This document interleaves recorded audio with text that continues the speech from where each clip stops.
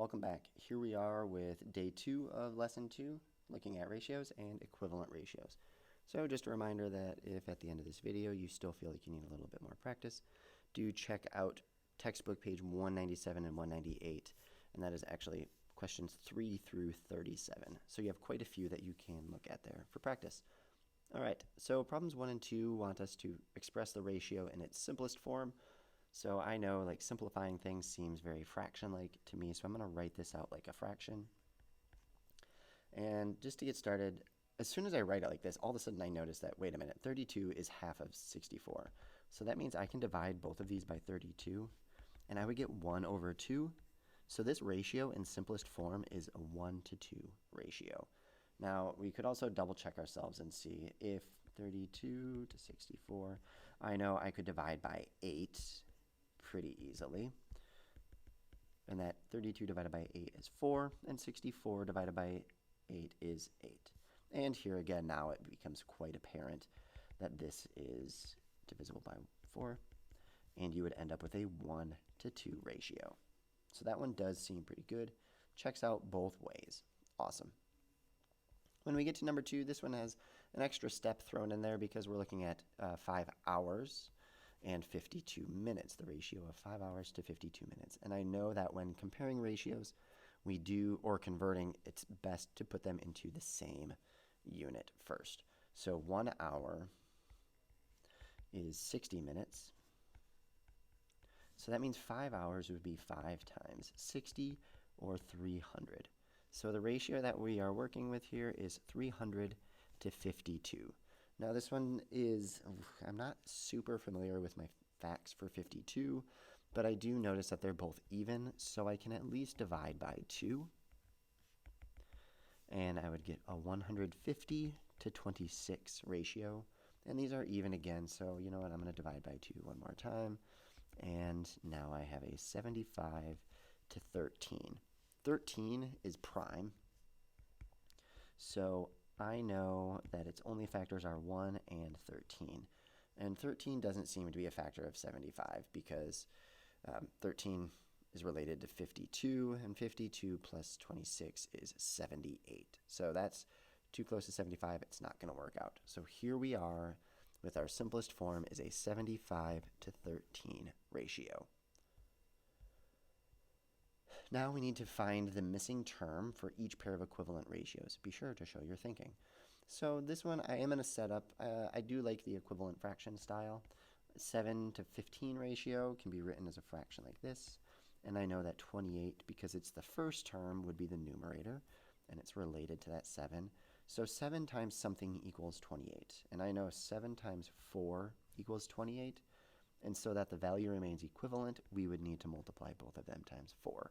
So 15 times 4, in my head I'm thinking 10 times 4 is 40, 5 times 4 is 20, 40 plus 20 is 60.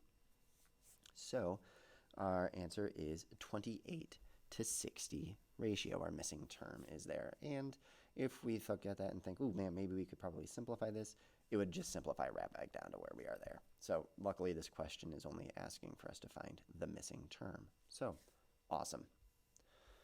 Looking at question number 4, I'm just going to keep this right in place. And I know going from 6 to 36, that's the first term to the first term, we would need to multiply by 6. So I'm going to do that same thing for the 17 times 6. So again, I can calculate this in my head. 10 times 6 is 60. 7 times 6 is 42. So 17 times 6 is 102. So I know that a 6 to 17 ratio is equivalent or is the same as a 36 to 102 ratio. Here we are again, where we know our first 2 terms, but we have a missing first term in the second ratio. So I need to figure out like 3 to something, or we can go backwards. 18 divided by 6 equals 3. So I need to do 42 divided by 6 to get my missing term. And because I know 6 times something equals 42, 6 times 7. So our missing term is 7 there. So a 42 to 18 ratio is the same as a 7 to 3. Looking at question number 6, same sort of deal. I'm going to work going from this way, where 3 times something equals 48. And I know that a 48 is like a 30 and an 18. And so that could be like a 3 times 16 is going to get us to 48. And a 5 times 16 then is what we would need to do, is going to be a 50 plus a 30, which is 80. So our missing term is 80. And I could always check these if I wanted to using a fraction form. 48 with our missing 3 or 5, so 48 divided by 16 equals 3. Something divided by 16 must equal 5, and that would be 80. Okay, awesome. That works. Question number 7. Use multiplication to find 3 equivalent ratios to 6 to 13. So I know that my ratios are going to be larger, or the terms are going to be larger numbers, but the relationship is still going to be the same.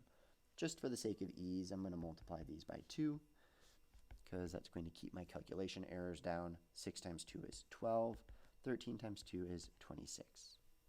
Now we need to do 3 of these, so I might as well multiply this by 3. And I do strongly, strongly, strongly recommend writing this out on both sides, whatever you're multiplying them by, so that way you don't make a silly mistake and accidentally multiply them by something different. 6 times 3 is 18. 13 times 3 is 39. Okie dokie. 6 times 13, or 6 to 13. Let's do times 4 just because we can. And 6 times 4 is 24. 13 times 4 is 52. And you could pick any number that you would like to multiply these by, as long as you do the same thing to both sides. Question number 8, use division to find 2 whole number ratios equivalent to 66 to 18. So because these are whole number ratios, I know that I need to find factors of 66 and 18 that we can divide these by. And they're both even, so you know what, we might as well divide by 2. 66 divided by 2 is 33, and 18 divided by 2 is 9. Now, let's see, we'll need to do another one. 66 to 18. I know that 66 can be divisible by 3, and that 18 can be divided by 3. So we could do 66 divided by 3 is 22 to 6.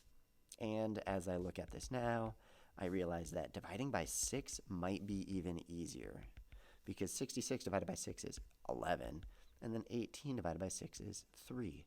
And wouldn't you know, this is going to be our simplest form. So, awesome. There you go. That is a quick way to look at finding equivalent fractions. It's just a bunch of number crunching. There you go.